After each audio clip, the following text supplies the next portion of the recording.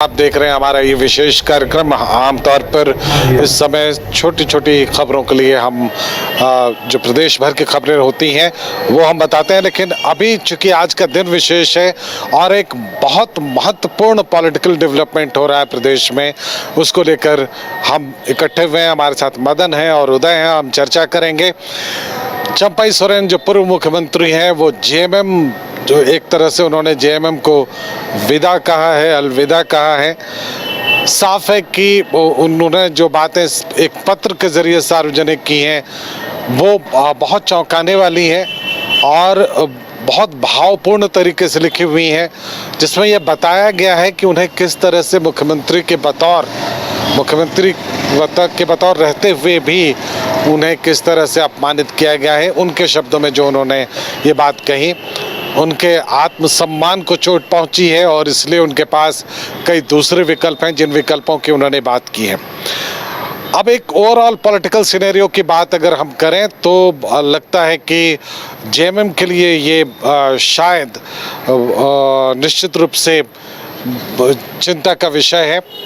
अगर जेएमएम इसे उस रूप में लिखते, चूँकि जो चंपाई सोरेन है वो बहुत ज़मीन से जुड़े हुए नेता रहे, ज़मीन से जुड़े हुए मुख्यमंत्री रहे और जिस तरह से उनके कार्यकाल में लोगों ने देखा काम होते हुए, तो सभी को ये उम्मीद थी कि वो और बेहतर शायद कुछ कर पाते। लेकिन एक दूसरा पहलू भी है जिसको लेकर चर्चाएं भी उठी कि क्या चंपाई सोरेन पर शुरू से ही बीजेपी डोरे डाल रही थी और इसलिए चंपाई सोरेन बीजेपी में शामिल हो जाएंगे। बहुत तरह की बातें हैं, अभी कुछ तय नहीं है, कुछ निष्कर्ष पर नहीं पहुंचा ये पूरा मामला कि चंपाई सोरेन कहाँ जाएंगे, लेकिन जेएमएम से उनकी राहें अलग हो रही हैं। एक तरह से उन्होंने इसकी घोषणा कर दी है। हम इस पर कई बिंदुओं पर विचार करेंगे। एक तो वो कि मदन शायद उस वक्त के गवाह रहे होंगे कि इन्हें जब नियुक्ति पत्र बांटना था तो क्या कुछ हुआ। हम उस पूरे दिन को याद करेंगे, रिकॉल करेंगे कि उस दिन हुआ क्या था जब नियुक्ति पत्र बांटना था। इसके अलावा आप याद कीजिए कि जब आप पिछले चुनाव में रघुवर दास जब मुख्यमंत्री थे तो सरयू राय किसी बात से नाराज हुए थे और उससे पूरा कोल्हान का दृश्य बदल गया था और बीजेपी को उसका भारी नुकसान उठाना पड़ा था। क्या ये इस बार चंपाई सोरेन जिस तरह से जेएमएम से अलग हो रहे हैं, इसका नुकसान जेएमएम को उठाना पड़ेगा? ये बहुत अहम पहलू है। अगर ऐसा होता है तो उस क्षेत्र की जो भी सीटें हैं उस पर बहुत बड़ा फर्क पड़ सकता है और जेएमएम के लिए मुश्किल खड़ी हो सकती है। बड़ा सवाल ये है कि कई सारे समीकरण हैं जो इस वक्त जेएमएम के पक्ष में नहीं है उदय।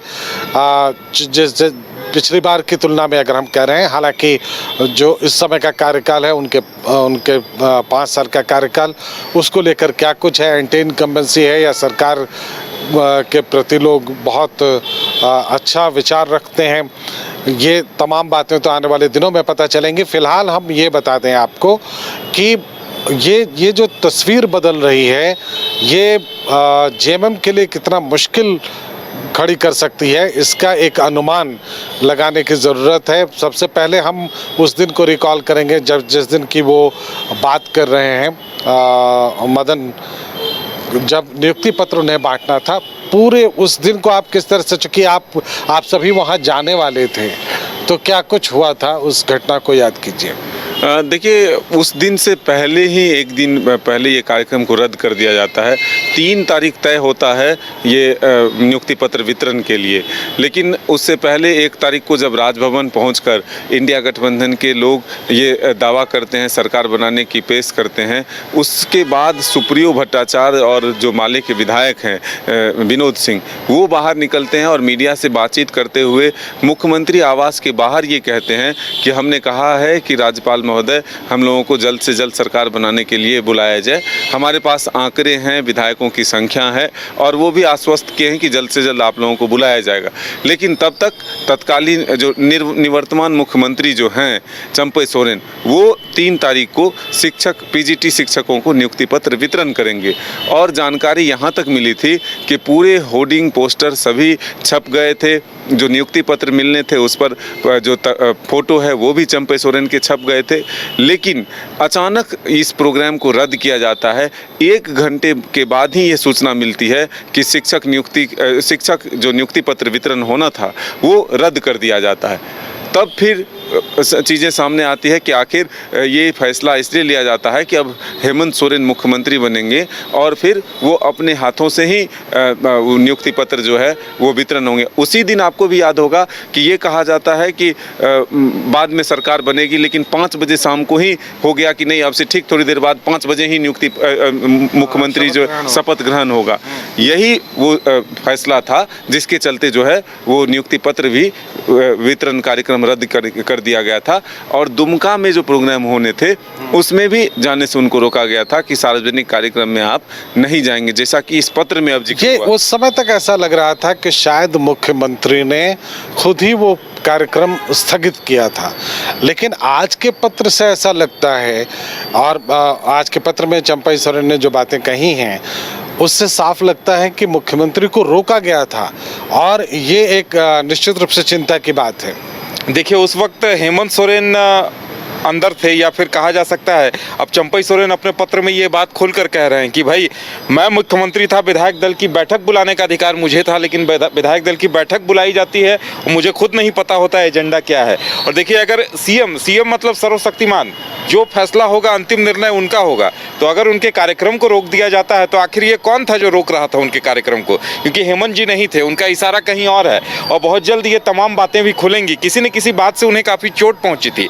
वो कह रहे हैं कि विधायक दल की बैठक बुलाई जाती है, उन्हें दुमका जाने से रोक दिया जाता है, उन्हें नियुक्ति पत्र देने से रोक दिया जाता है। और देखिए, जिस तरह से सुप्रियो भट्टाचार्य उस दिन शाम तक बयान दे रहे थे कि चंपई सोरेन या चंपई दा ही नियुक्ति पत्रों का वितरण करेंगे, तो पार्टी में भी दो फाड़ कहीं न कहीं था। क्योंकि सुप्रियो भट्टाचार्य अगर ये कह रहे हैं कि चंपई सोरेन ही देंगे और उसके बावजूद वो काट दिया जा रहा है, टाल दिया जा रहा है, तो कहीं न कहीं उनका इशारा कहीं और है कि कोई एक तीसरी शक्ति काम कर रही थी जो पूरे चीज़ों को हैंडल कर रही थी। और इसका भी वो जल्द खुलासा करेंगे और लगता है जनता के बीच इसका भी खुलासा होगा। लेकिन जो सवाल उन्होंने खड़ा किया है कि आखिर सीएम के एकाधिकार या जो उनका फैसला होता है उस पर हस्तक्षेप किसका था, और इसी बात से उन्हें ठेस लगी। ये बड़ी बात है, और उनका कहना है कि उनके आत्मसम्मान को ठेस पहुंची है। लेकिन एक बात और इम्पॉर्टेंट है, वो ये है कि वैसी परिस्थिति में फिर भी वो मंत्री के रूप में शपथ लेते हैं।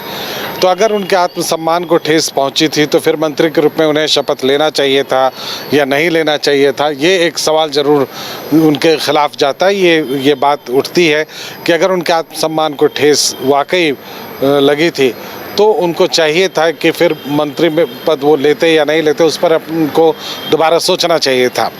बहरहाल वो मंत्री पद का शपथ ग्रहण होता है और उसके बाद से चंपई सोरेन, वो बिल्कुल साफ साफ दिख रहा था मीडिया के सामने जब भी आए तो उनका चेहरा बहुत कुछ बयां कर रहा था।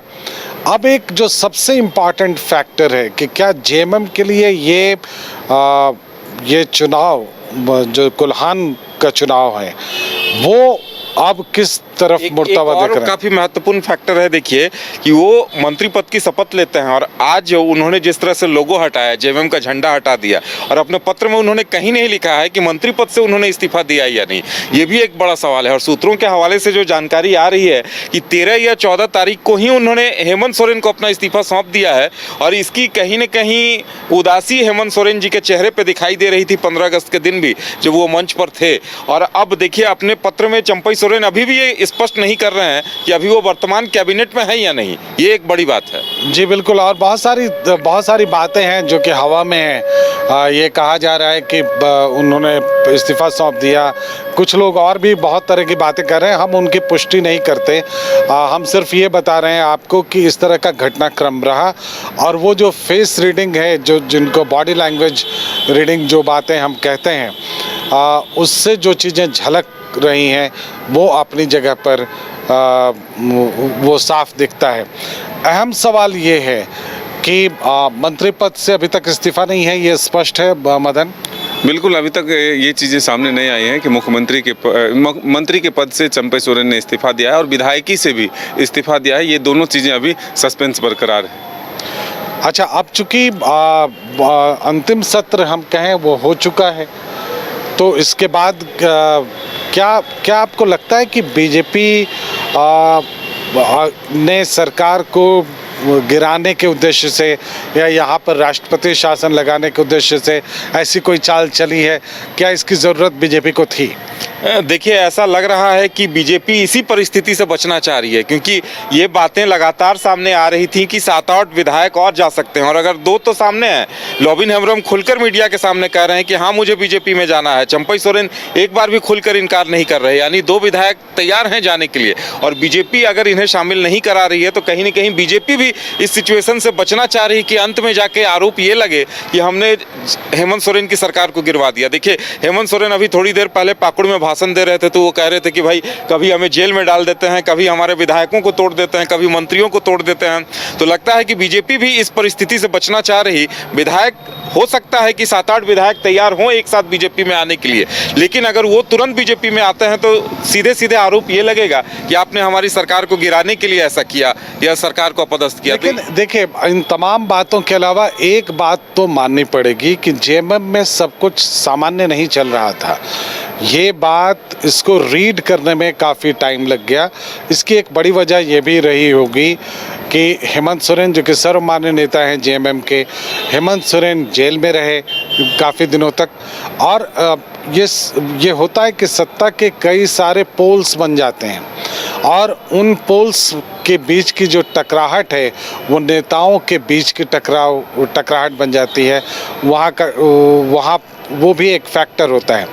दरअसल जितना बातें समझ में आती हैं वो ये है कि हेमंत सोरेन शायद इतनी जल्दबाजी में नहीं होंगे कि वो चंपई सोरेन से तुरंत इस्तीफा ले लें, और कोई लॉबी थी जो उन्हें इसके लिए तैयार कर रही थी और शायद इसका नतीजा पार्टी को भुगतना पड़ेगा। बिल्कुल, ये उम्मीद की जा रही थी। जिस तरह से कामकाज हो रहे थे, चंपई सोरेन एक रास्ते को इख्तियार किए थे कि वो बेदाग छवि के साथ अपने काम को आगे बढ़ाए। ऐसे में कुछ निर्णय की बातें सामने आई थी, हालांकि परोक्ष रूप से ये चीज़ें हैं, ये मीडिया में चीज़ें सामने नहीं आई है। तो ये ज़रूर था कि जो एक धरा है वो बंटता हुआ दिख रहा था, तो फिर कहीं ना कहीं एक मैसेज जो है उन तक पहुंचाया गया कि भाई ये जो है कामकाज का एक दिशा जो है वो अलग हो रहा है, और ऐसे में नियंत्रण जो है खुद अपने हाथों में जल्द से जल्द लिया जाए। लेकिन एक महत्वपूर्ण चीज़ आप अगर देखें तो 2019 के चुनाव और 24 के चुनाव में समांतर क्या होता दिख रहा है। वो बारी बीजेपी की थी, अब ये बारी जेएमएम की है। एक मुख्यमंत्री के खिलाफ कैबिनेट का मंत्री लड़ता है और पूरी परिस्थितियां बदल जाती है। फिर इस बार मुख्यमंत्री भी बन गए, लेकिन फिर मंत्री बन गए, फिर मुख्यमंत्री के खिलाफ एक मंत्री मैदान में उतरता है और परिस्थितियां वैसी ही तैयार हो जाती हैं। बिल्कुल, और चूँकि ये समय था कि पार्टी अपने आप को, जेएमएम अपने आप को एकजुट दिखाती, एक साथ दिखाती, लेकिन चंपई सोरेन के पत्र ने, अब जबकि वो सार्वजनिक हो चुका है, अब तक कयासों का दौर था। ये सब बता रहे थे कि वो बीजेपी में जा रहे हैं, शाम में शामिल होंगे या रात में शामिल होंगे या कल शामिल होंगे, इस तरह की बातें चल रही थी। लेकिन अपने पत्र से उन्होंने साफ कर दिया कि हमारे पास अब कोई रास्ता नहीं बचा, और उन्होंने 3 रास्तों का जो जिक्र किया है उसमें जेएमएम की तरफ जाने वाला कोई रास्ता नहीं है। तो ऐसे में उन्होंने गुरुजी को याद किया है कि चूँकि वो अपने नेता के रूप में उनको ही देखते रहे हैं, और उनका कहना है कि चूँकि अब वो सक्रिय नहीं हैं तो वो अपनी बात किसके सामने कहें। तो ये तमाम तरह की बातें हैं। पार्टी को समेट कर रखना और पार्टी को एक साथ जुटा कर रखना, ये इस वक्त की सबसे बड़ी ज़रूरत है झारखंड मुक्ति मोर्चा के लिए। हम आपको ये बता दें कि जो 2 दिग्गज हैं, रणनीति बनाने के दिग्गज बीजेपी की तरफ से, हेमंत विश्व शर्मा और शिवराज सिंह चौहान, ये दोनों अभी झारखंड को देख रहे हैं। और तीसरे लक्ष्मीकांत वाजपेयी, वो अपने आप में यूपी के संगठन को उन्होंने देखा है, वो अपने आप में एक दिग्गज हैं। तो इन तीनों के रहते अगर जेएमएम को ये सोचती है कि वो कोई गलती करेगी और उसका फ़ायदा बीजेपी नहीं उठा ले पाएगी, तो शायद वो कमतर आंकते हैं बीजेपी को और इसका नुकसान उन्हें उठाना पड़ सकता है। अब रहा सवाल कोल्हान, चूँकि आप कोल्हान से जुड़े हुए हैं उदय, कोल्हान पर एक तो सबसे बड़ा सवाल ये उठता है कि चंपाई सोरेन का कोल्हान पर उनकी पकड़ कितनी है, और दूसरा कि वोटर्स का मूड क्या है। वोटर्स का मूड क्या है इस पर हम बाद में पहले चर्चा करेंगे।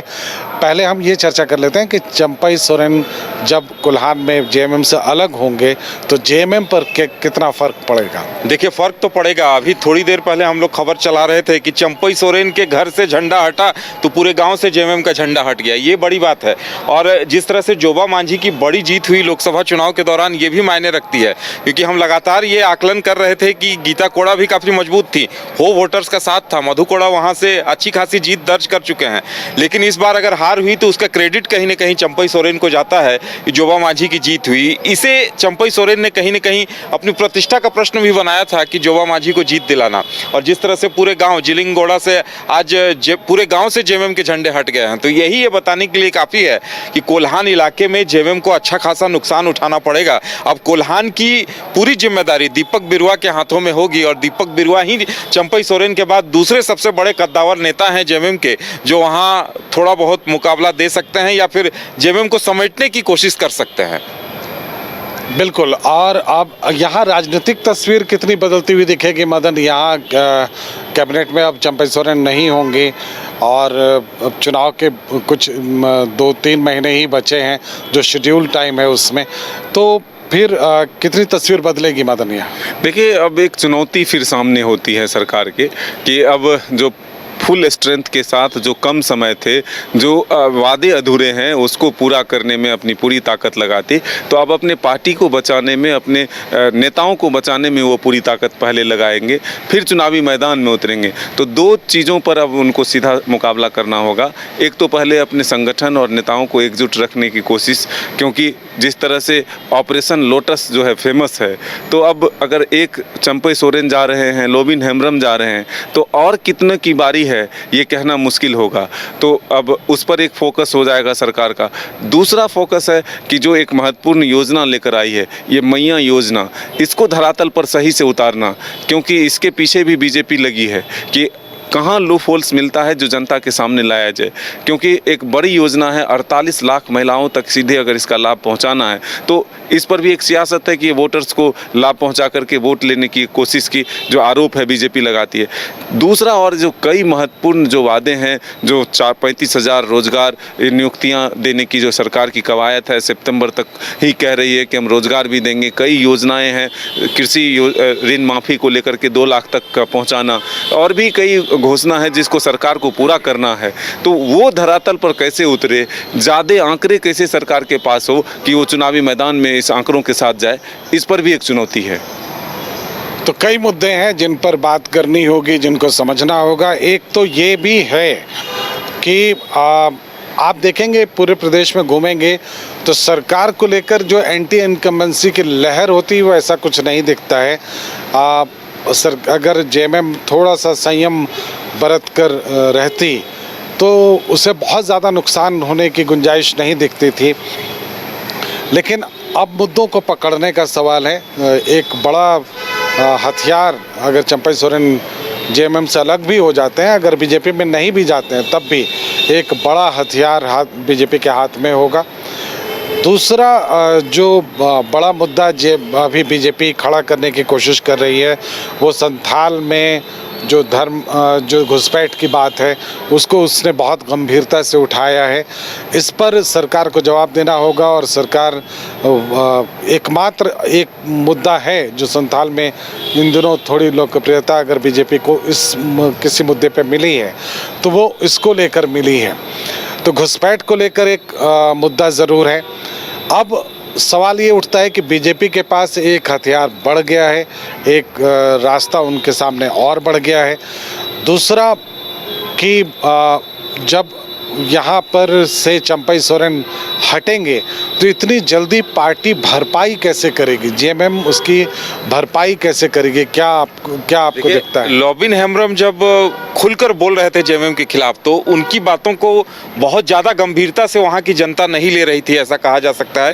क्योंकि जैसे ही 2019 में जेएमएम की सरकार आई थी, उन्होंने अपने रास्ते अलग किए थे और पंकज मिश्रा का विरोध कर रहे थे, वहाँ के स्थानीय सांसद का विरोध कर रहे थे, अवैध खनन इन तमाम चीज़ों को लेकर आरोप लगा रहे थे। लेकिन अब अगर वही बातें, चूंकि दोनों साथ साथ दिखाई दे रहे हैं, लॉबिन हेम्ब्रम कल भी मिले थे चंपई सोरेन से, अगर चंपई सोरेन इस तरह के बयान देंगे तो उनकी छवि काफ़ी गंभीर नेता की रही है और वो हल्की बात नहीं करते हैं। अगर वो उनके बयान इस तरह से आएंगे कि सरकार ने कुछ गलत किया है, जिस तरह से जमीन के मामले, अवैध खनन के मामले, ये तमाम कई आरोप हैं सरकार पर, कई आईएएस अधिकारी पूजा सिंघल हो या फिर छवि रंजन हो, इन लोगों को जमानत तक नहीं मिल रही है, इन चीज़ों पर अगर चंपई सोरेन मुंह खोलते हैं तो जाहिर सी बात है जेएमएम को और हेमंत सोरेन को बहुत बड़ा नुकसान उठाना पड़ेगा और बहुत बड़ी कीमत चुकानी पड़ेगी।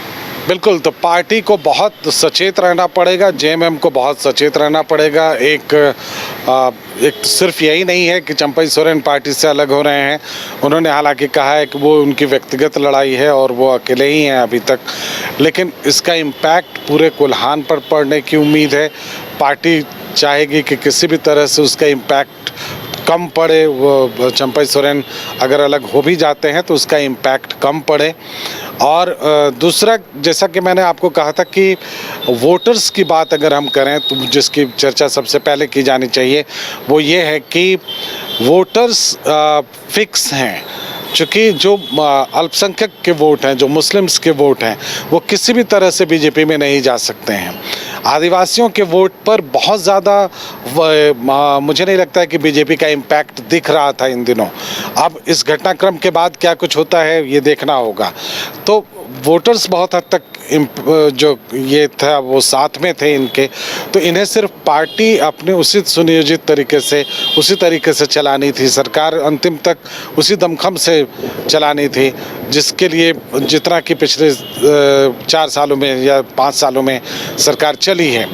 तो अगर वो भी मेंटेन करते तो लड़ाई की स्थिति बहुत साफ साफ दिखती।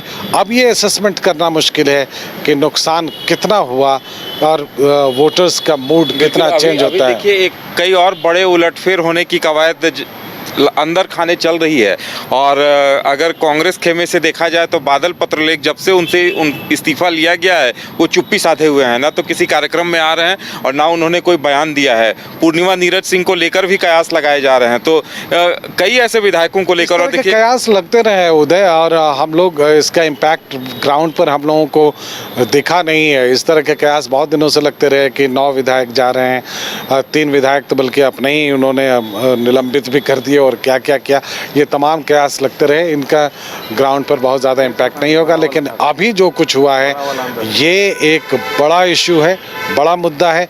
फिलहाल इस कार्यक्रम में इतना ही, हमें दे इजाज़त, नमस्कार।